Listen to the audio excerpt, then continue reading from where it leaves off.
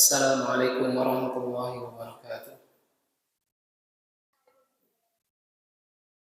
Innal hamdalillah nahmaduhu wa nasta'inuhu wa nastaghfiruh wa na'udzu billahi min shururi anfusina wa min sayyiati a'malina. May yahdihillahu fala mudilla lahu wa may yudlil fala hadiya lahu. Asyhadu an la ilaha illallah wahdahu la syarika lahu wa asyhadu anna Muhammadan 'abduhu wa rasuluh. Ya ayyuhalladzina amanu taqullaha haqqa tuqatih wa la tamutunna illa wa antum muslimun. Ya ayyuhan nasu taqu rabbakum alladzi khalaqakum min nafsin wahidah wa khalaqa minha zawjaha wa batha minhuma rijalan katsiran wa nisaa'a wattaqullaha alladzi tasaaluna bihi wal arham innallaha kana 'alaykum raqiba. Ya ayyuhalladzina amanu taqullaha wa qulu qawlan sadida yuslih lakum a'malakum wa yaghfir lakum dhunubakum wa may yuti'illaha wa rasulahu faqad faza fawzan 'azima. Amma ba'd, fa inna asdaqal hadithi kitabullah wa khairal hadi hadi Muhammad sallallahu alaihi wasallam. وشر الأمور محدثاتها فإن كل محدثة بدعة وكل بدعة ضلالة وكل ضلالة في النار.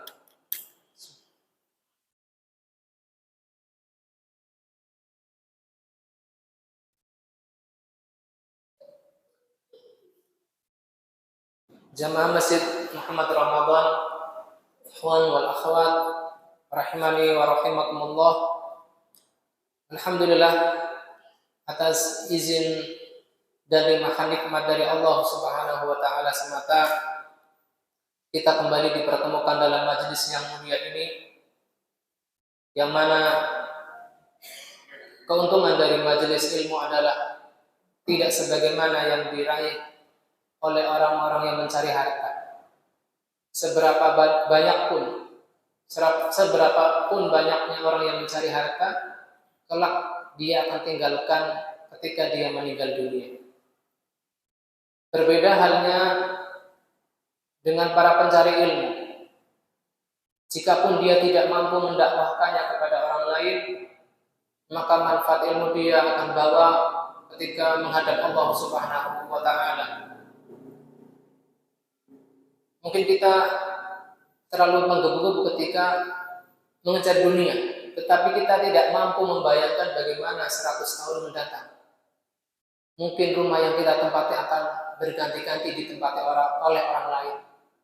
Harta yang kita simpan sudah berganti-ganti orang yang menerimanya. Tetapi kalau ilmu yang kita kejar selama beberapa tahun mendatang, entah berapa tahun kita akan bertahan di dunia, itu lebih bermanfaat bagi kita daripada harta yang kita perjuangkan. Walaupun tentunya kita memperjuangkan harta adalah untuk bertahan hidup, untuk bekal kita beribadah kepada Allah Subhanahu wa taala. Baik, pada pekan yang lalu kita telah membahas 3 hadis pertama dari hadis Umdatul Ahkam, yang mana kita telah membahas sedikit tentang biografi Abu Hurairah radhiyallahu taala anhu, yang mana beliau adalah orang yang paling banyak meriwayatkan hadis dari Nabi SAW, yang mana usia beliau atau pertemuan beliau dengan Nabi hanya sekitar 3 tahun. Yaitu beliau mampu meriwayatkan hadis tentunya dengan hafalan beliau sebanyak 5.374 hadis. Adapun orang kedua setelah Abu Hurairah radhiyallahu taala anhu adalah Abdullah bin Umar. Abdullah bin Umar bin Al-Khattab radhiyallahu taala anhuma, yang mana beliau meriwayatkan sebanyak 2630. Abdullah bin Umar meriwayatkan sebanyak 2630 hadis. 2630 hadis. Lalu orang ketiga yang meriwayatkan dengan periwayatan terbanyak setelah Abu Hurairah dengan 5000 sekian hadis, kemudian Abdullah bin Umar dengan 2600 sekian hadis, lalu datang Anas bin Malik, yang mana beliau pernah menjadi pembantu Rasulullah SAW karena dititipkan oleh ibu beliau sekitar 10 tahun dan berhasil meriwayatkan hadis dari Nabi Shallallahu Alaihi Wasallam secara marfu sekitar 2286 hadis, sekitar 2286 hadis. Tentunya jumlah periwayatan dari Abu Hurairah sangat jauh sekali meninggalkan rekan-rekannya di kalangan para sahabat. Lalu orang keempat setelah Abu Hurairah dengan 5374 hadis, kemudian Abdullah bin Umar dengan 2686 hadis, kemudian Anas bin Malik dengan Abdullah bin Umar dengan 2630 hadis, kemudian Anas bin Malik dengan 2286 hadis, lalu datanglah Aisyah pada urutan keempat, yang mana hadis beliau sudah kita bahas pada pertemuan yang lalu pada hadis ketiga. Jumlah beliau meriwayatkan dari Nabi Shallallahu Alaihi Wasallam secara marfu adalah sebanyak 2210 hadis. 2210 hadis. Jadi ini berurutan dekat-dekatan antara Anas bin Malik dan Ummul Mukminin Aisyah radhiyallahu taala anha. Baik, kita bahas masuk pada hadis keempat. Kata Syekh Abdul Ghani Al-Maqdisi rahimahullah taala mengatakan, Al-hadis rabi' an Abi Hurairah radhiyallahu anhu anna Rasulullah sallallahu alaihi wasallam qala, dari Abu Hurairah semoga Allah meridainya, bahwasanya Rasulullah sallallahu alaihi wasallam beliau bersabda, "Idza tawadda'a ahadukum falyaj'al fi anfihi ma'an." Apabila salah seorang di antara kalian berwudu, maka jadikan pada hidungnya air. Maksudnya adalah istinsyak, memasukkan atau menghirup air ke hidung kita. Tsumma liyastansir, kemudian menghembuskannya. Wa man istajmara falyutir, dan siapa atau barang siapa yang beristijmar, istijmar adalah bersuci atau bersih, cebok dengan batu, maka hendaknya ia menggunakan jumlah batu yang ganjil, menggunakan jumlah batu yang ganjil. Wa idza stayqadha ahadukum min naumihi falyaghsil yadayhi. Apabila salah seorang dari kalian bangun dari tidurnya, hendaknya dia mencuci tangannya qabla an yudkhilahuma fil ina'i salasan, sebelum dia memasukkan tangannya kedua tangannya ke bejana, dicuci sebanyak 3 kali.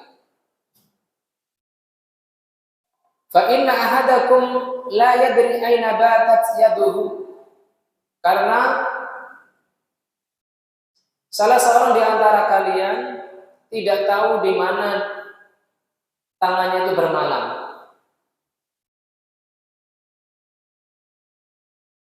Kata Syekh Abdullah bin Abdurrahman, hadza lafdhu muslimin. Ini adalah lafaz yang dibawakan oleh Imam Muslim. Walam yadhkuril Bukhari at-taslis. Adapun Al-Bukhari tidak menyebutkan jumlah basuhan 3 kali. Tadi yang disebutkan oleh al-muallif fal yaghsila yadayhi qabla an yudkhilahuma fil ina'i salasan. Kata-kata salasan ini adalah lafaz Imam Muslim. Adapun di lafaz Al-Imam Bukhari tidak menyebutkan jumlah pengulangan 3 kali. Wa fil lafzi li muslimin fal yastanshib bimin kharaihi minal ma.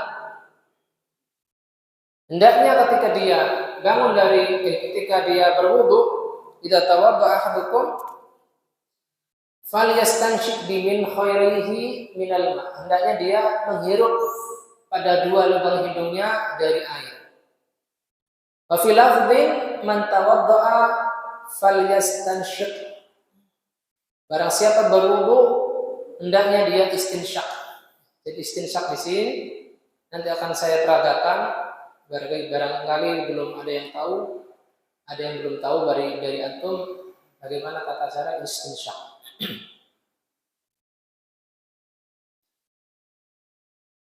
Gharibul hadis, kata-kata yang asing dari hadis. Yang pertama, tawadda ahadukum. Salah seorang kalian berwudu, yakni idza syara'a fil wudu, yaitu apabila dia mulai berwudu. Kemudian yang kedua, liyastanthir. Maknanya adalah liyukhrijal ma'a min anfihi ba'da idkhalihi fihi. Yaitu istinsar maknanya adalah mengeluarkan air setelah dia memasukkannya ke dalam hidung. Jadi istinsyak adalah menghirup air, bukan hanya sekedar kita bersihkan lubang hidung di depannya gini. Biasanya saya praktekkan dulu ketika belum ngaji sunnah ya gini. Ternyata ketika kita melihat praktek tata cara wudu Nabi Shallallahu Alaihi Wasallam sebelum beliau membasuh wajahnya adalah dengan menghirupnya. Menghirup itu kita taruh air di telapak tangan kita, bisa terpisah dengan madmadah atau berkumur, atau dengan berbarengan ketika madmadah atau berkumur.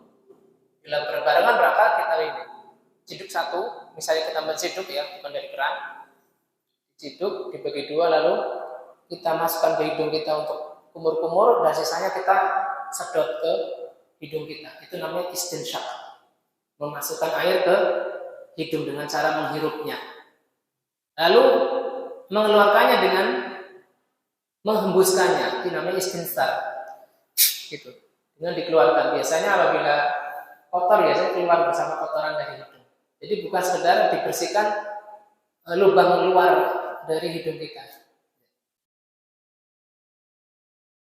Ini yang menjadi syahid di sini adalah liyukhrijal ma'a min anfihi ba'da idkhalihi fihi. Ketika dia mengeluarkan air dari hidung setelah dia memasukkan ke dalam hidung. Wa idkhaluhu huwal istinsyak. Adapun memasukkannya ke dalam air, memasukkannya ke dalam hidung itu disebut al-istinsyak.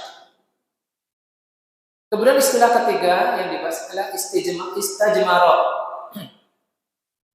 yaitu isti'mal al-jimar wa hiya al-hijarah liqat'il adha al-kharij min ahadis sabilaini wa huwa al-istinja'u bil hijarah. Istijmar adalah menggunakan batu untuk menghilangkan kotoran yang keluar dari salah satu 2 jalan kubul, yaitu farji kita atau dubur, atau yang kita buang dari buang air besar, dengan mengoleskan batu tersebut. Dan mengoleskannya apabila jadi disebutkan apa? Summa liyastan wa man istajmara falyutir. Hendaknya dia menggunakan dengan batu yang ganjil, yaitu kurang lebih 3. 3 ini bukan tidak cukup digunakan dengan 1 batu yang besar, tidak, tapi 3 batu, minimal 3 batu. Sehingga walaupun kita menggunakannya dengan batu besar lalu kita putar-putar sisinya itu tidak cukup. Tapi kita ambil batu yang seukuran sedang lalu kita ganti-ganti dengan 3 batu tersebut. Yang keempat, fal yutir liyunhi istijmarahu ala witrin, itu untuk menyelesaikan bebersih atau cebok dengan batunya itu dengan angka yang ganjil. Wa huwal fard mislu salasi aw khams aw nahwihima, yaitu semisal 3 batu, 5 batu atau lebih banyak apabila kita belum memastikan kebersihannya. Wala yakunu qat'uhu wal istijmar li aqall min salas, dan hendaknya tidak mencukupkan beristijmar dengan kurang dari 3 batu. Jadi minimal 3 batu. Dan boleh apabila kita beristijmar dengan tisu lalu kita membilasnya dengan air juga itu lebih baik apabila tidak memberatkan. Karena setelah kita bercebok dengan bahan yang keras lalu kita bilas dengan air tentunya lebih bersih. Tapi apabila kita hanya mencukupkan dengan istinja dengan air maka itu tidak mengapa. Yang kelima, fa inna ahadakum la yadri ila akhiri, karena salah seorang dari kalian tidak tahu, ini adalah menjadi alasan taklilun bi ghusl yadi ba'da istiqal. Ini menjadi alasan untuk mencuci tangan setelah kita bangun dari tidur. Karena kita nggak tahu di mana tangan kita bermalam. Kemudian yang keenam, batat yaduhu. Haqiqatul mabit yakunu min naumil lail. Hakikat dari kata-kata bermalam itu adalah dari tidur pada saat malam hari. Wa qad haka Az-Zamakhsyari wa Ibnu Hazm wal Amidi wa Ibnu Burhan annaha takun bi ma'na sara fala takhtassu bi waqtin wa idza utlaqatil yadu fal muradu bihal kaf. Kata Az-Zamakhsyari, Ibnu Hazm dan Al-Amidi, begitu juga Ibnu Burhan, ini adalah maknanya sor, menjadi. Jadi tidak dikhususkan dengan waktu malam hari. Apakah dia tidur saat siang hari, juga termasuk disyariatkan membasuh tangannya sebelum mencelupkan tangannya ke tempat wudhu. Dan diitlaqkan kata yad, ya disematkan kata yad di sini maknanya adalah al-kaf, yaitu telapak tangan. Dan telapak tangan itu bukan hanya bagian dalam tangan kita saja, tetapi termasuk punggung tangan kita sampai ukuran pergelangan tangan. Itu namanya al-kaf. Kemudian yang terakhir dari Ghalibul Hadis al-fal yastanshik, artinya al-istinshaq huwa idkhalul ma' fil anfi. Istinsyak adalah memasukkan hidung ke dalam mulut dengan cara menghirupnya. Bagi yang belum terbiasa ya latihan dikit-dikit. Jangan langsung kenceng main nyebrok ya. Dan ini beliau mengatakan janganlah bersungguh-sungguh ketika saat berpuasa. Jadi kita di saat puasa kita wudhu itu tetap disyariatkan berkumur-kumur dan istinsyak, tetapi tidak bersungguh-sungguh menghirupnya karena khawatir masuk ke tenggorokan. Jadi salah satu di antara hikmah kita mengenal sunnah adalah dulu saat saya ngaji di Ustaz Yazid di Dewan Dakwah itu, apabila saat puasa itu nggak kumur-kumur dan nggak istinsyak ya, dikiranya takut masuk ke hidung, takut masuk ke mulut. Maka ketika itu ditegur sama salah seorang ikhwan bahwanya saat puasa pun tetap disyariatkan untuk berkumur-kumur dan memasukkan air ke hidung, tetapi tidak dikuatkan.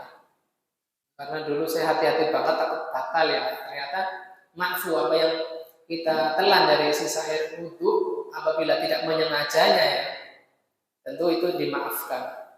Misalnya kan udah meludah gitu, kita pastikan itu yang kita telan adalah air ludah kita sendiri, maka insya Allah tidak membatalkan wudu. Berbeda apabila kita berkumur-kumur tetapi kita sisakan, kita telan, ya tentu batal wudunya. Eman-eman ya, kita sudah menahan diri dari subuh sampai siang, ternyata saat zuhur kita menelan air wudu, ya. Batal walaupun manusia tidak mengetahuinya. Kemudian kita masuk ke al-ma'na al-jumali. Yashtamilu hadzal hadis ala salati fiqrat. Likulli faqratin hukmuha al-khas. Hadis ini mengandung, kata Syekh bin Abdurrahman Al-Bassam, mengandung 3 pembahasan. Dan setiap pembahasan itu ada hukumnya yang tersendiri. Yang pertama, fadzakara anna al-mutawaddi idza syara'a fil wudu'i adkhala al-ma'a fi anfihi thumma akhrajaha minhu wa huwa al-istinshaqu wal istintharu al-madhkuru fil hadis li'anna al-anfa min al-wajhi alladhi umira al-mutawaddi bi ghuslihi. Nabi SAW menyebutkan bahwasanya orang yang berwudu apabila dia mulai berwudu, hendaknya dia memasukkan air ke hidungnya, kemudian mengeluarkannya. Yang 2 kegiatan tersebut disebut al-istinshaq dan al-istinsar, sebagaimana disebutkan dalam hadis. Li'anna al-anfa, karena hidung itu termasuk dari wajah. Karena hidung termasuk dari wajah yang diperintahkan untuk orang yang berwudu untuk membasuhnya.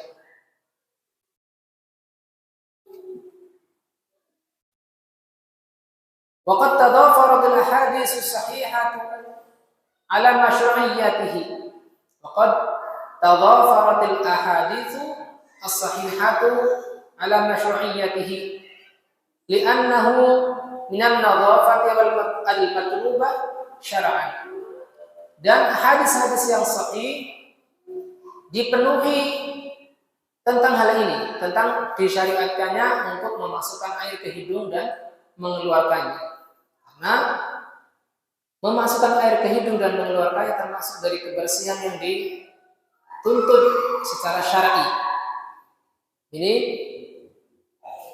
faktor yang pertama atau paragraf yang pertama. Yang kedua, summa dzakara aidan anna man arada qat'al adal kharij minhu bil hijarah an yakuna qat'uhu ala witrin.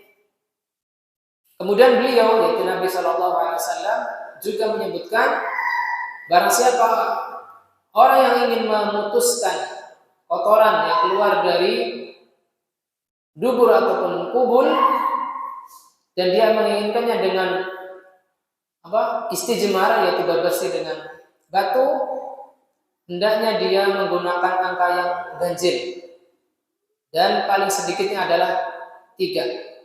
Aqalluha salas wa a'laha ma yanqati'u bil kharij. Dan paling banyaknya adalah apa yang bisa memutus, apa yang bisa menghentikan kotoran yang melekat dari kubul atau dubur kita, tidak terbatas. Wa tunqul mahalla in kanat fitran. Dan tempat yang dibersihkan adalah bersih dengan angka ganjil. Apabila 3 maka cukup. Apabila kurang maka kita tambah jadi angka 5. Wa ila zada wahidatan tutiru a'dad asy-syafa. Apabila angka ganjil itu tidak mencukupi kita dan jumlah batunya mungkin terbatas, maka boleh angka genap menambah 1 batu. Yang ketiga, wa dzakara aidan annal mustaiqidho, dan beliau juga menyebutkan bahwasanya orang yang bangun dari tidur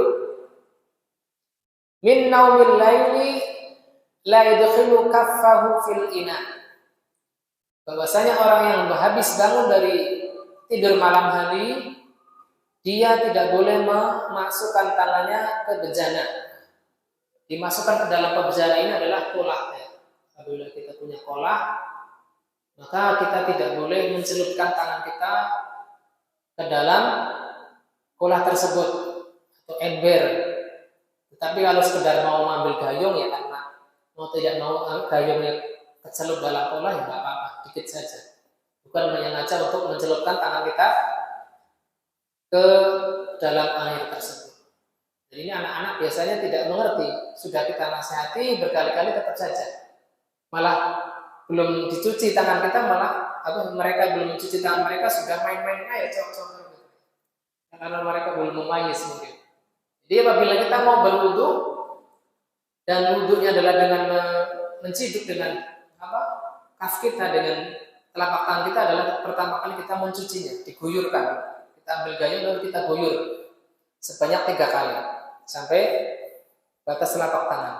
Apabila kita sudah mengguyurnya, maka boleh menciduknya dengan tangan kita dan madmadah ataupun berkumur-kumur.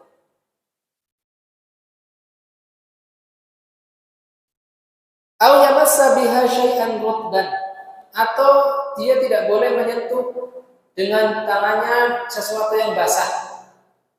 Hatta yaghsilaha thalatha marratin, sampai dia mencucinya sebanyak 3 kali. Li'anna naumal laili ghaliban yakunu tawilan, karena tidur pada malam hari secara umum adalah tidur dalam jangka waktu yang lama.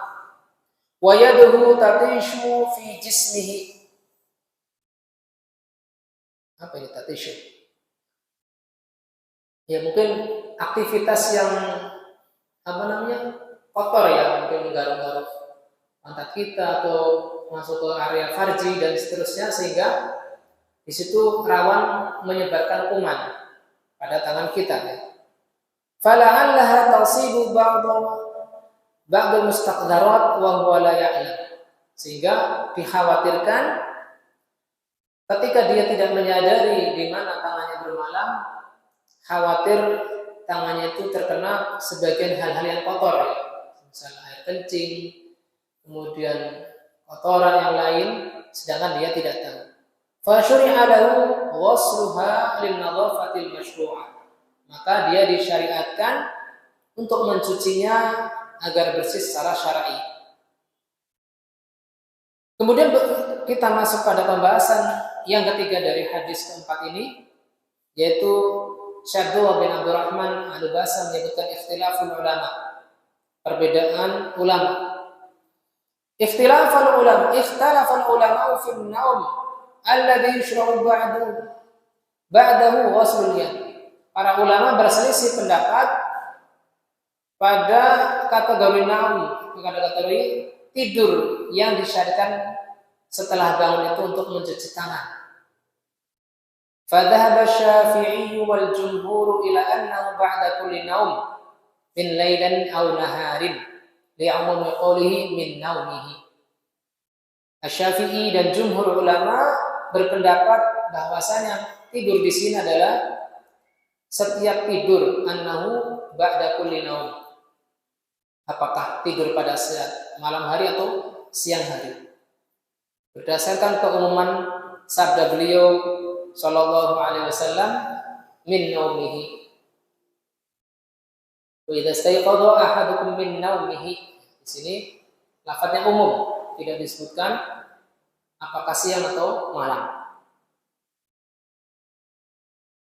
Wa khassahu imamani Ahmad wa Dawud al-Zahiri bi naumil lail. Adapun 2 imam, yang pertama Imam Ahmad dan yang kedua adalah Imam Dawud al-Zahiri, mengkhususkan hadis ini bahwa saya tidur di sini adalah yang dikhususkan pada saat malam hari. Wa ayyadu ra'yahum bi anna haqiqatan baitutah la takunu illa min naumil lail. Beliau memperkuat pendapat beliau berdua dan orang-orang yang mengikuti Imam Ahmad dan Imam Dawud al-Zahiri pada masalah ini, bahwasanya hakikat bermalam itu tidaklah terjadi kecuali pada malam hari. Al-baitutah la yadri aina batat yaduhu, karena dia tidak tahu di mana tangannya itu bermalam. Kata batat ini ada penguat bahwasanya tidur yang dibahas dalam hadis keempat ini adalah hadis maksudnya tidur malam. Wa bima waqa'a fi riwayat Tirmidzi wa Ibnu Majah idza staiqadha ahadukum minal lail. Dan apa yang diriwayatkan oleh Al-Imam At-Tirmidzi dan Ibnu Majah ada tambahan kata-kata minal lail. Ada ziyadah lafaz wa idza staiqadha ahadukum minal lail. Apabila salah seorang dari kalian bangun dari malam hari. Warrajih dan yang kuat adalah al-madhabul akhir. Kata Syekh Abdullah bin Al-Basam bin Abdurrahman Al-Basam mengatakan yang rajih adalah tidur dari tidur malam, bukan tidur qailulah pada saat siang hari. Li'anna al-hikmata allati syuri'a min ajliha al-ghusl ghairu wadihah. Karena hikmah disyariatkan dari pensyariatan mencuci tangan ini tidak begitu jelas. Wa inna ma yaghlibu 'alaiha ta'abbudiyah. Dan yang nampak bagi beliau Syekh Abdullah adalah perintah untuk mencuci ini adalah ta'abbudiyah. Bukan karena ada taklil tertentu, karena ada alasan tertentu yang logis ya, bagi kita. Fala majala liqiyasin nahar 'ala al-lail. Maka tidak ada tempat untuk mengkiaskan tidur pada saat siang hari dari tidur pada saat malam hari. Wa in tala fihi an-naum, walaupun rata-rata kalau tidur malam itu panjang, lebih panjang daripada saat tidur pada saat siang hari. Li'annahu ala khilafil ghalib wal ahkamu tata'allaqu bil aghlab. Karena tidur pada saat siang hari ya walaupun kadang-kadang lebih panjang dari saat malam, hal ini adalah menyelisih keumuman. Apabila ada orang yang tidur pada saat siang hari dan waktunya lebih panjang, misalnya tidur pada saat malam hari cuma 2 jam, lalu dia karena tidak siang dia gunakan untuk tidur dari mungkin waktu duha sampai zuhur ya kira-kira 3 jam dan seterusnya. Tapi ini tidak bisa dikiaskan kata Syekh Abdullah bin Abdurrahman Al-Basam. Dan ahkam ini atau hukum ini berkaitan dengan apa yang umum.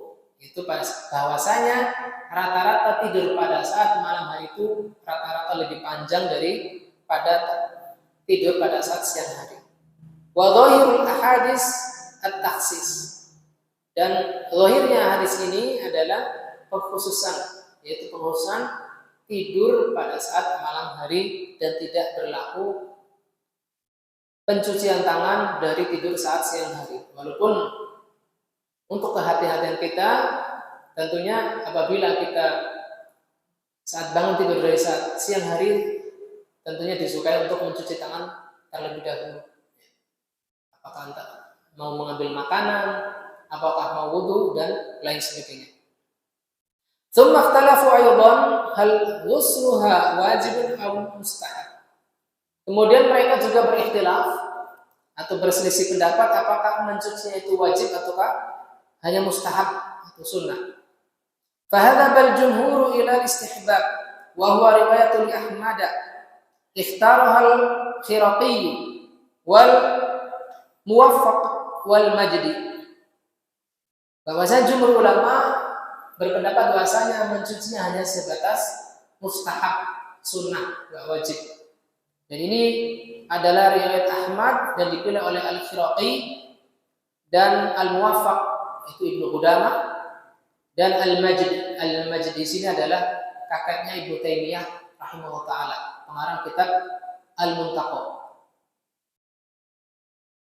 Wal masyhur min man dhahaba al-Imam Ahmad al-wujub. Adapun yang masyhur yang terkenal dari min madhabil Imam Ahmad, dari madhabnya Imam Ahmad adalah beliau menyatakan bahasanya mencuci itu adalah wajib, mencuci tangan adalah wajib. Jadi di sini Al-Imam Ahmad dikenal memiliki 2 pendapat. Mungkin di salah satu pendapat beliau adalah mengatakan mustahab, tetapi yang terkenal di kalangan murid-murid beliau bahwasanya beliau mewajibkan. Wa yadullu alaihi dhahirul hadis, dan hal ini dikuatkan oleh apa yang ditunjukkan oleh hadis ini. Bahwasanya yang masyhur atau yang terkenal dari Imam Ahmad bahwasanya beliau menyatakan wajib mencuci tangan dari tidur malam hari. Apa yang bisa diambil dari hadis ini dari beberapa faedah? Syekh Abdullah bin Abdurrahman Al-Basam rahimahullah taala menyebutkan kurang lebih 9 fawaid. Yang pertama, wujubul istinsyaq wal istinsar, yaitu wajibnya al-istinsyaq dan al-istinsar, itu memasukkan air ke hidung dan mengeluarkannya dengan menghembuskan. Qala An-Nawawi fihi dalalatun zahiratun ala anna al-istinsar ghairu al-istinsyaq. Di sini terdapat dalil yang nyata atau yang nampak bahwasanya al-istinsar itu aktivitas selain memasukkan air ke hidung. Jadi dua istilah yang berbeda, bukan sinonim atau padan kata. Yang kedua, annal anfa minal wajhi fil wudu, bahwasanya hidung itu termasuk bagian dari wajah, dari anggota wudu. Sayangnya ini tidak disebutkan tentang madmadhah ya di kitab Umdatul Ahkam ini. Mungkin kita ketemu di hadis-hadis berikutnya. Allahu a'lam. Afdal min hadzal hadis ma'al ayah faghsilu wujuhakum. Dengan mengambil dari hadis ini bahwasanya hidung adalah termasuk bagian dari wajah. Begitu juga ditunjukkan oleh ayat faghsilu wujuhakum. Maka basuhlah oleh kalian wajah-wajah kalian. Di sini kata-kata membasuh, bukan mengusap. Apabila kata cara kita membersihkan hidungnya dengan begini, maka ini termasuk mengusapnya, malmas. Sehingga kata-kata istinsak dengan menghirup, maka itu lebih tepat, lebih sesuai dengan lafal ayat di surat Al-Maidah ayat 6. Faghsilu wujuhakum. Kemudian yang ketiga, masyru'iyatul itar liman istanja bil hijarah. Qala al-Majdu fil Muntaqa wa huwa mahmulun ala anna al-qat'a ala witrin. Disyariatkannya menggunakan batu secara ganjil bagi orang yang mau beristinja dengan batu. Qala al-Majdu, nama beliau adalah Abdul Salam, dalam kitab Al-Muntaqa, wa huwa mahmulun ala anna al-qat'a ala witrin sunnatun fi ma zada ala salas. Hal ini dibawa bahwasanya menghentikan istijmar dengan jumlah ganjil adalah sunnah. Begitupun apabila kita menggunakan lebih dari 3 dengan angka-angka yang ganjil. Kemudian yang keempat, qala Ibnu Hajar rahimahullah taala, istanbata qaumun min al-hadis anna mawdi' al-istinja makhsusun bir-rukhsah ma'a baqa'i atharin najasah alaihi. Istanbata qaumun, beberapa kaum beristinbat, mengambil kesimpulan minal hadis, dari hadis ini, bahwasanya tempat istinja adalah dikhususkan bir-rukhsah, dikhususkan dengan keringanan bersama apa yang tersisa dari sisa-sisa najis terhadapnya. Jadi di sini bahwasanya pada hadis ini ada tempat istinja adalah dikhususkan apa yang ringan dan apa yang ringan. Misalnya pada saat kita tinggal di daerah yang susah kita dapatkan air, maka kita menggunakan dengan bebatuan ataukah daun-daunan kering, asal bukan dengan raus ya, bukan dengan kotoran hewan. Tetapi apabila kita mudah mendapatkan air semisal di daerah Indonesia, maka tentunya lebih mudah menggunakan air. Dan hanya terbatas pada bagian tubuh yang terkena najis. Ya, adapun apabila masih tersisa bau, ya, apabila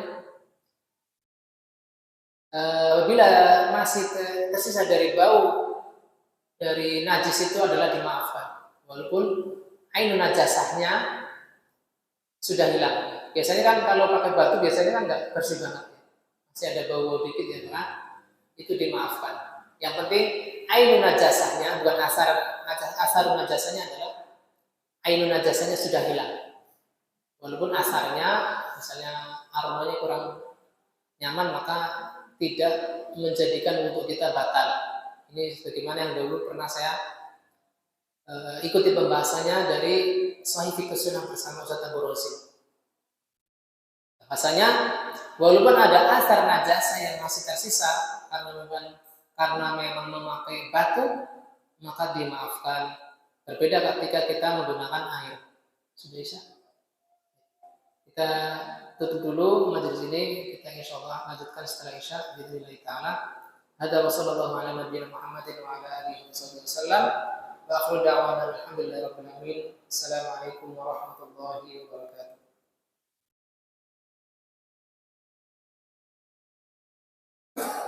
Bismillah, alhamdulillah, wassalatu wassalamu ala rasulillah wa ala alihi wa ashabihi wa man tabi'ahum bi ihsanin ila yaumiddin, amma ba'd.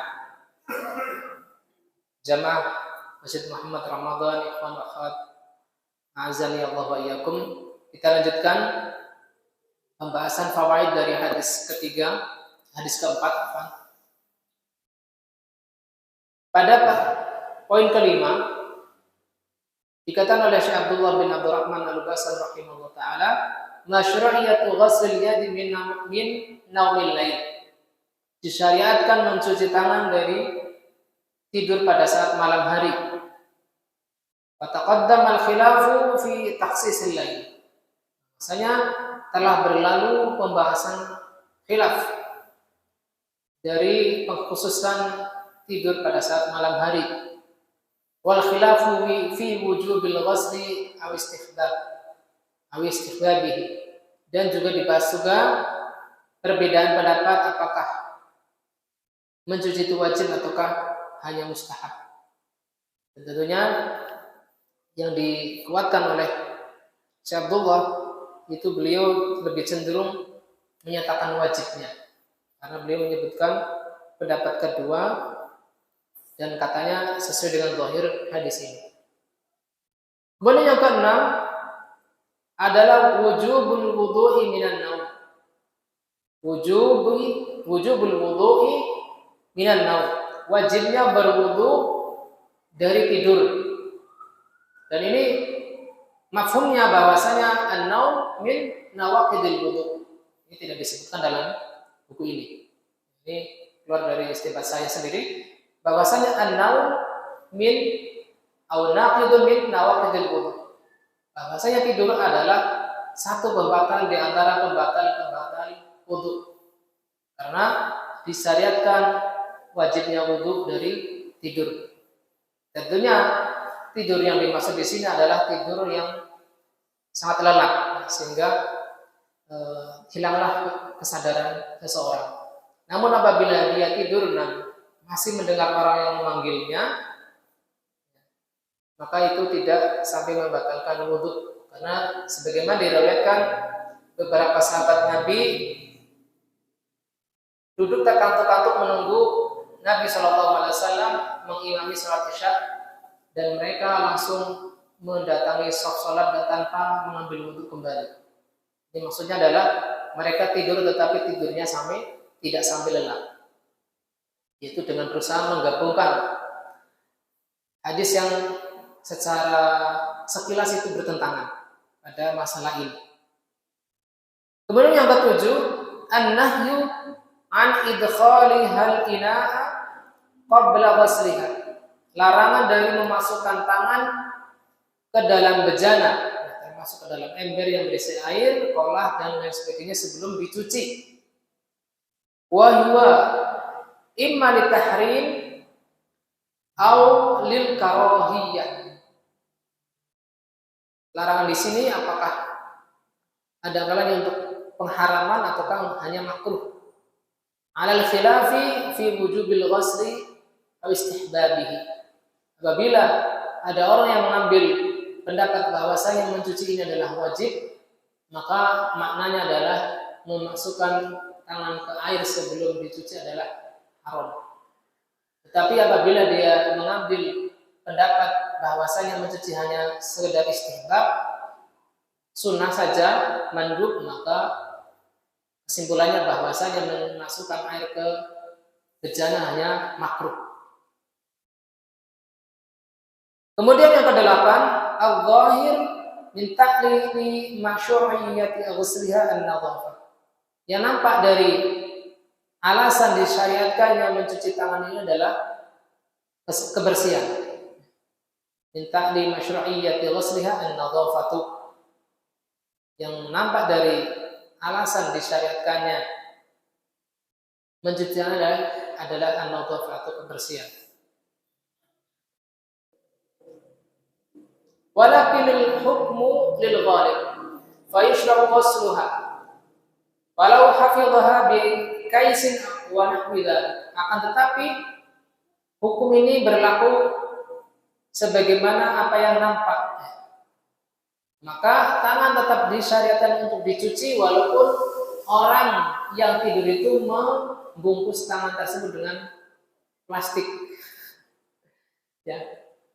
Ini berarti masuk pada masalah ta'abudiyah atau tauqifiyah sebagai bentuk mengikuti sunnah Nabi Shallallahu Alaihi Wasallam. Jadi kita tidak mereka-reka, ini kan karena bersihan. Ya udah, saya mau tidur dengan membungkus tangan saya dengan plastik. Ini termasuk membuat khilaf untuk menghindari sunnah Nabi. Makanya tidak selayaknya dilakukan oleh kita.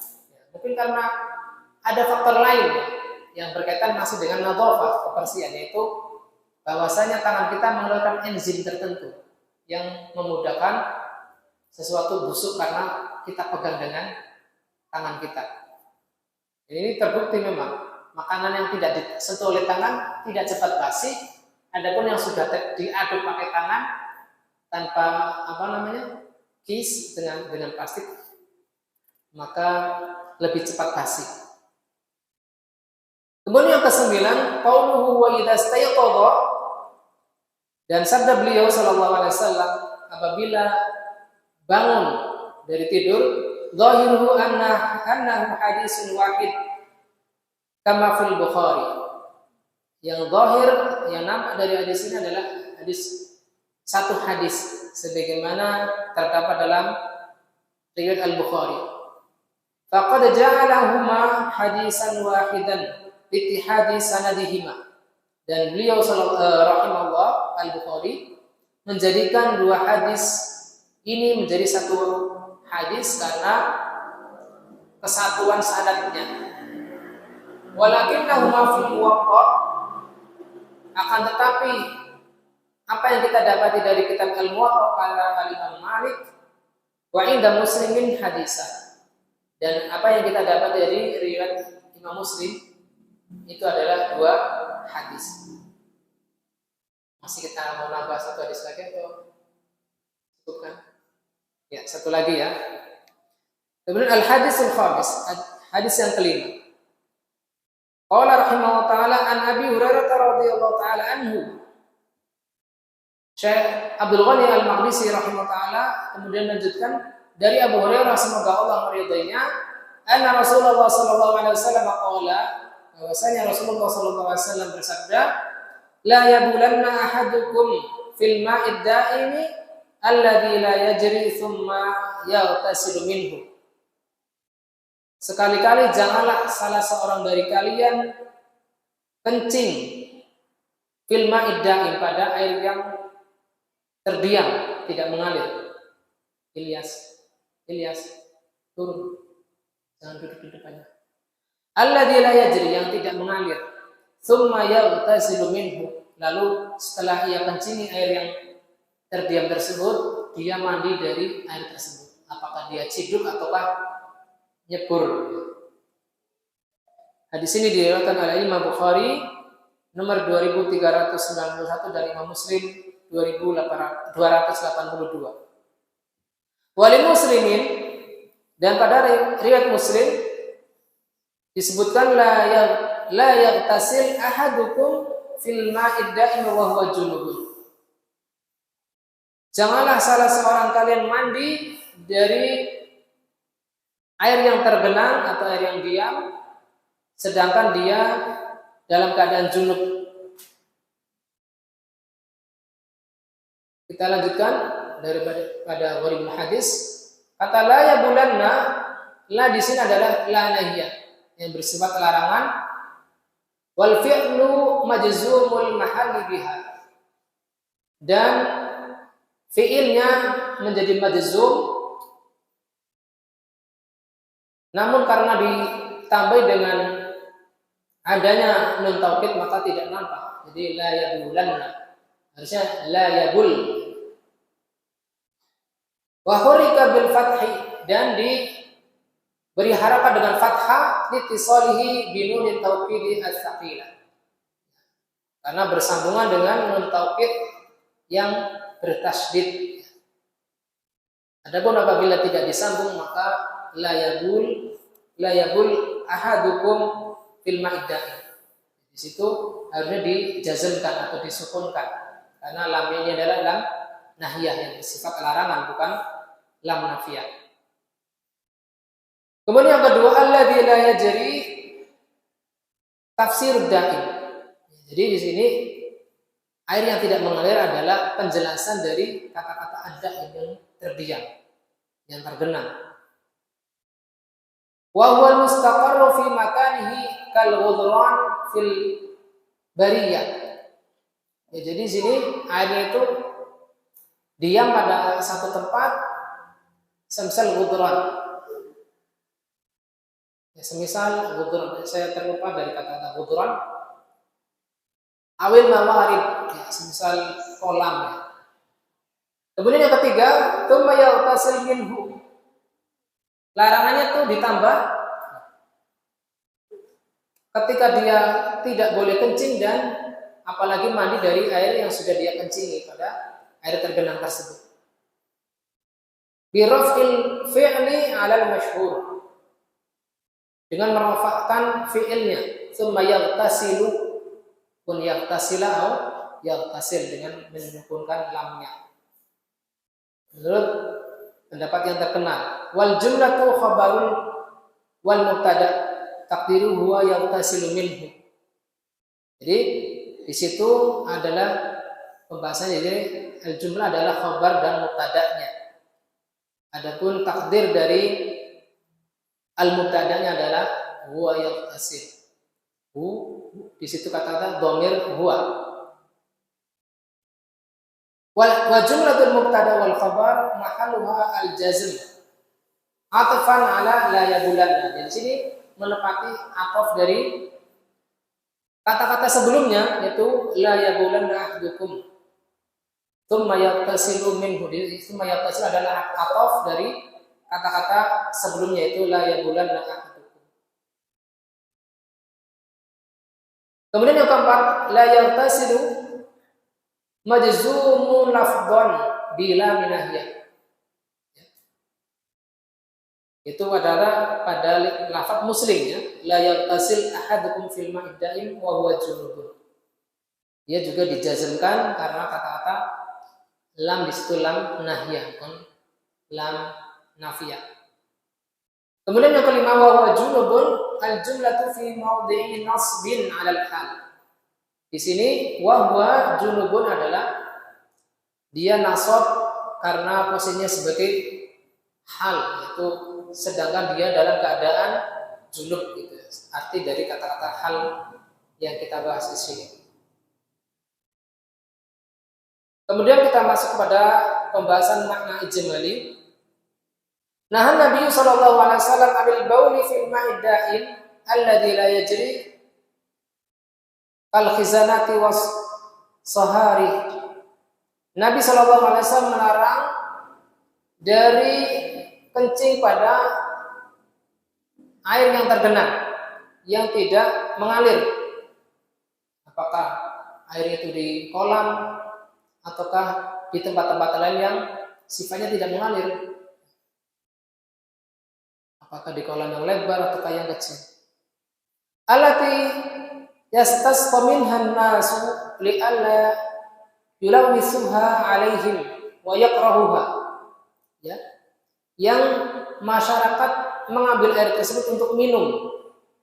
Apabila dikencingi maka akan mengganggu mereka dan mengotori air tersebut. Li'anna hadhil fawalati al-qadurah sababun fi intisharil amradi al-fataka. Karena apabila air tersebut dikencingi dengan kotoran maka menjadi sebab tersebarnya penyakit yang akan mengganggu masyarakat. Kama naha 'anil igtisali bi ghamsil jismi aw ba'dihi fil ma'il ladzi la yajri. Sebagaimana Nabi sallallahu alaihi wasallam melarang dari igtisal bi ghamsil jismi. Sebagaimana beliau melarang dari mandi dengan jisim atau dengan badan yang kotor, atau pada sebagainya tadi pada saat kita membahas hadis keempat, kita tidak boleh mencelupkan tangan yang kita tidak mau bermalam di mana. Kita tidak tahu malam apa tangan tersebut bermalam di mana sehingga dikhawatirkan mengotori air tersebut. Hatta la yaqrahu wa yuwassiquhu ala ghairihi, sehingga hal itu tidak menyebabkan mengganggu orang lain dan mengotorinya. Bal yatanawalu minhu tanawulan, sehingga orang lain pun bisa menggunakannya, mengkonsumsinya. Wa idza kana al-mughtasilu junuban fannahu ashad.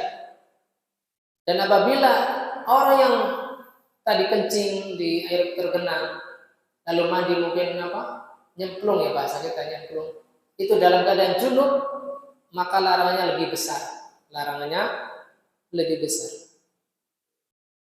Fa in kana al-ma'u jariyan fala ba'sa min al-ittisali fihi wa tabawul. Adapun apabila airnya mengalir, maka tidak mengapa menggunakannya untuk mandi padanya, walaupun keadaannya junub ataupun kencing di atas. Tentunya dengan catatan air tersebut bukan mata air. Air itu sudah dibawa dan mengalir. Adapun apabila dia kencingnya adalah di tempat mata airnya, maka itu termasuk hal-hal yang mengundang laknat manusia. Ma'annal ahsana tajnibuhu al-baul. Tentunya yang lebih ahsan, yang lebih baik adalah tidak mengencingi air walaupun airnya itu mengalir. Li'adamil fa'idati fi dzalik, karena tidak terdapat manfaat kencing pada air yang masih bersih dan walaupun mengalir. Wa khiyati talwisi wa daruril ghair, dan akan dikhawatirkan mengotori air tersebut dan membahayakan orang lain. Kemudian disebutkan di sini ikhtalafa ulama an-nahyu litahrim awil karahiyah. Apakah larangan ini termasuk haram, pengharaman, ataukah hanya makruh? Fadhabal malikiyatu ila annahu makruhun. Malikiyah berpendapat bahwasanya larangan kencing pada air yang tergenang ini adalah hanya makruh. Wadhahabal hanabilatu wadh-dhahiriyatu ila annahu litahrim. Ini masih satu jalan ya, Imam Ahmad dengan Dhahiriyah, bahwasanya larangan ini adalah larangan untuk pengharaman. Wa dhahaba ba'dul ulama ila annahu muharramun fil qalili makruhun fil katsir. Dan sebagian ulama yang lain yang tidak bergabung dengan Malikiyah ataukah pendapatnya Imam Ahmad ya, Hanabilah dan Dhahiriyah, dirinci. Apabila airnya sedikit maka haram. Adapun apabila airnya banyak maka hanya makruh. Wa dhahirun nahyi at-tahrimu fil qalili wal katsir. Adapun apa yang nampak dari hadis ini, mungkin Syekh Abdullah ini cenderung kepada Hanabilah. Bahwasanya hadis ini adalah menunjukkan keharaman kencing di air yang tergenang, baik itu banyak ataupun sedikit. Fil qalili wal katsir, baik itu sedikit maupun banyak. Lakin yukhassu min dzalika al-miyahu al-mustahbarah bi ittifaqil ulama. Akan tetapi dikhususkan min dzalik al-miyahu al-mustahbarah. Jadi apabila airnya itu sangat banyak, berlimpah ruah seperti di lautan, maka tidak mengapa dengan kesepakatan para ulama. Jadi ukuran banyak di sini adalah, kalau tidak salah adalah lebih dari 2 kula, sekitar 300-an liter, itu ukuran banyak. Tetapi apabila sangat berlimpah, semisal danau atau laut, maka tidak masuk dalam kategori ini. Waqtalafu fil ma'il alladhi bila fihi hal huwa baqin ala tahuriyatihi aw tanajjas.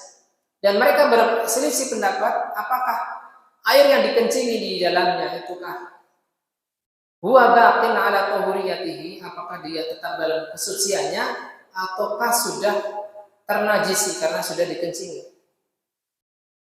Dikatakan di sini fa in kana mutaghayyiran bin najasa fa innal ijma' mun'aqidun ala najasatihi. Apabila airnya sudah berubah dari sifat-sifatnya, terubah oleh benda najis ya dari kencing tersebut, apakah warnanya ataukah aromanya menjadi pesing, kemudian ataukah rasanya sudah pahit, yang berarti sudah najis dengan kesepakatan para ulama, terutama apabila airnya sedikit ya. Qalilan kana aw katsiran. Lalu apabila air banyak juga terubah dengan kencing seseorang, bukan karena kencingnya banyak maka tetap najis walaupun airnya banyak. Wa in kana ghairu mutaghayyirin bin najasa wa katsir fal ijma'u aidan ala tahuriyatihi.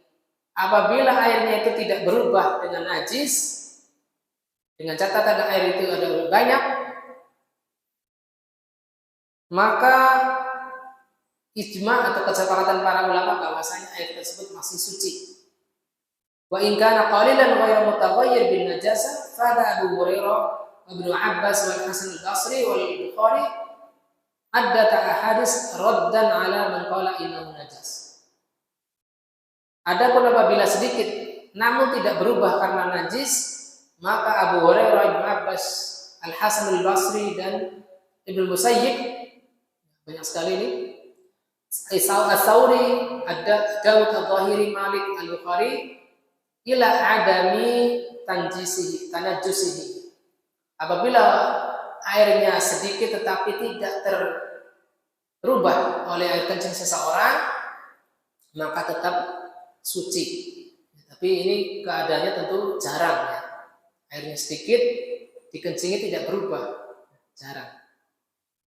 Wa qad sarada al-Bukhari iddat al-ahadits raddan ala man qala innahu najis. Dan Al-Imam Bukhari menyebutkan beberapa hadis sebagai bantahan bagi orang yang berpendapat bahasanya hadis itu kondisi air itu sudah najis. Wa dzaba Ibnu Umar wa Mujahid wal Hanafiyyah wa Syafi'ah wal Hanabilah ila annahu tanajjasa bi mujarradi mulaqatin najasa walau lam yataghayyar. Adapun Ibnu Umar, Mujahid, kemudian kalangan Hanafiyah, Syafi'ah dan Hanabilah, bahwasanya air yang sedikit walaupun tidak berubah sifat-sifatnya maka dia sudah najis walaupun tidak berubah sifat-sifat yang 3 tadi. Madama qalilan, dengan catatan air tersebut sedikit. Mustadillina bi adillatin minha hadisul bab. Mereka beristidlal, mengambil kesimpulan dalil dari hadis yang dibahas dalam bab ini. Wa kulluha yumkinu radduha, dan Hal ini masih bisa atau mungkin untuk dibantah. Wastadallal awwalun biadillatin katsirah.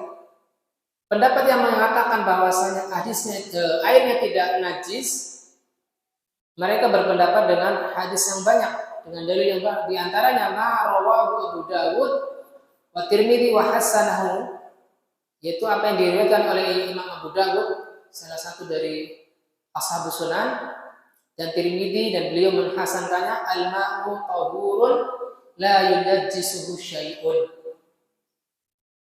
Bahwasanya air itu dalam keadaan tetap suci dan tidak ternajisi oleh sesuatu. Wa ajabu an hadisil bab, maka kalangan kedua yang menajiskan air yang sedikit dengan sebab najis walaupun tidak berubah sifatnya, mereka menjawab dengan hadis ini. Bi anna nahya litakrihi alas suqah wal waridin. Bahwasanya hadis yang menyebutkan al-ma'u tahur la yunajjisu syai'un adalah air yang banyak, bukan air yang sedikit. La litanjisihi, sehingga tidak ternajis. Maka dikatakan oleh Syekh Abdullah bin Abdurrahman Al-Basam, wal haqqu ma dhahaba ilaihi al-awwalun. Beliau menguatkan pendapat pertama, bahwasanya air yang sedikit dikencingi namun tidak berubah salah satu sifatnya, maka dia tetap dalam keadaan suci. Fa inna madarat tanajjus ala taghyiri bin najasah. Karena pembahasan tentang air itu berubah dari suci menuju najis adalah berkisar pada perubahan air tersebut. Qalal ma'u au kasur, apakah dia airnya banyak ataupun sedikit. Apabila airnya tidak berubah sifat-sifatnya, maka tetap dalam kesuciannya. Wa hadha wa ikhtiyaru Syekhul Islam Ibnu Taimiyah rahimahullah taala. Dan ini yang dipilih oleh Al-Imam Syekhul Islam Ibnu Taimiyah, cucu dari Al-Majduli tadi yang tadi saya sebutkan di awal. Wa min hadha na'lamu anna ar-rajiha aidan tahuriyatul ma' al-mughtasalu fihi minan janabah. Dari sini kita tahu bahwasanya yang rajih, bahwasanya air yang dipakai oleh orang yang mandi dari janabah itu tetap suci, wa in qalla, walaupun sedikit, dengan catatan tadi Pak, tidak berubah salah satu dari sifat-sifatnya yang mutlak, warnanya, aromanya, dan rasanya. Khilafan lil masyhuri min madhabina, berbeda dengan apa yang masyhur, apa yang terkenal dari madhab kita, yaitu madhab beliau, madhab Hanabilah.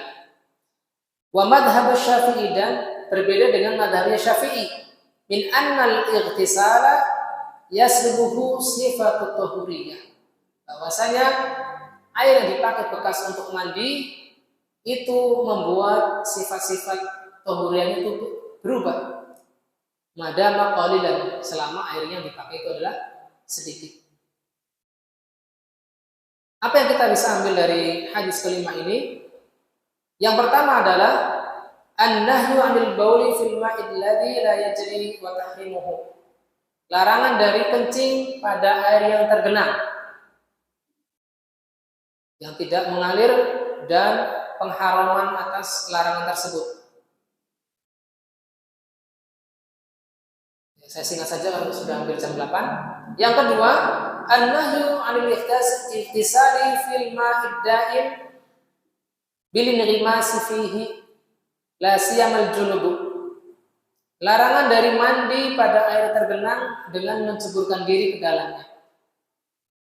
Larangan dari mandi pada air tergenang dengan cara menceburkan diri ke dalam air tersebut, terutama apabila dia sedang dalam keadaan junub.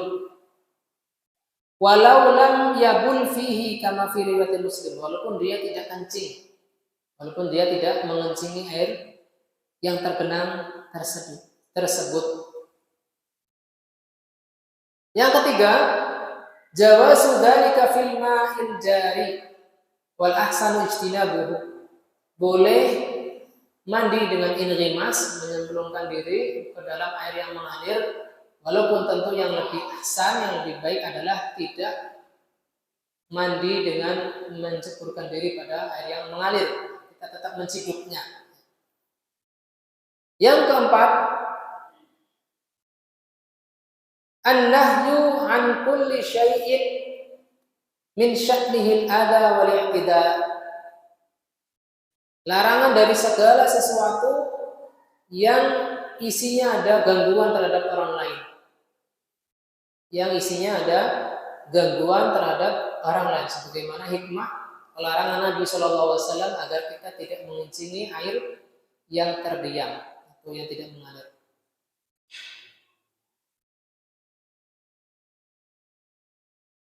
Ja'a fi ba'dil riwayat hadis, ada datang pada sebagai riwayat hadis ini, tsumma yaghtasilu minhu, kata-kata minhu, dan sebagainya disebutkan dengan kata-kata tsumma yaghtasilu fihi. Wa makna ya huma mukhtalafan. Makna kedua hadis tersebut berbeda. Id anna fi dzarfiyyah fatufidul inghimasu fil ma'il mutawawwal fihi. Maknanya kata-kata fihi itu adalah mandi dari air tersebut dengan cara menceburkan pada air yang sudah dikencingi. Wa min ditab'id. Adapun kata-kata summa yaghtasilu minhu adalah mengambil sebagiannya sehingga dia tidak mandi dengan menceburkan diri pada air tersebut, tetapi dengan menciduknya. Wa qad dzakara al-Hafidz Ibnu Hajar anna riwayata fihi tadullu ala ma'na al-ighmas, dan Al-Hafidz Ibnu Hajar Al-Asqalani rahimahullah taala menyebutkan bahwasanya riwayat dengan kata-kata fihi adalah maksudnya adalah nyemplung ya, atau menceburkan diri pada air yang tergenang tersebut. Bin nasi wa tamna'u ma'na tanawul bilistinda. Adapun riwayat minhu bi aksidan. Adapun makna yaghtasilu minhu itu berlawanan dengan hadis yang menyatakan dengan lafaz fihi, itu hanya mandi dengan sebagian air tersebut, itu kita menciduknya. Itu hanya perbedaan lafziyah ya Allah Ta'ala alam yang mengandung perbedaan makna.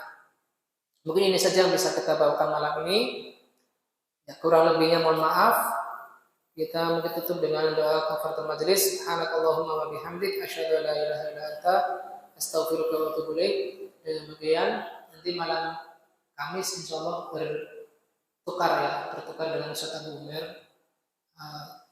Itu beliau membahas kitab Al-Amal I'tiqad, sehingga malam Kamis kita tidak mengisi lagi. Billahi taufiq wal hidayah wa lakum minkum. Assalamualaikum warahmatullahi wabarakatuh.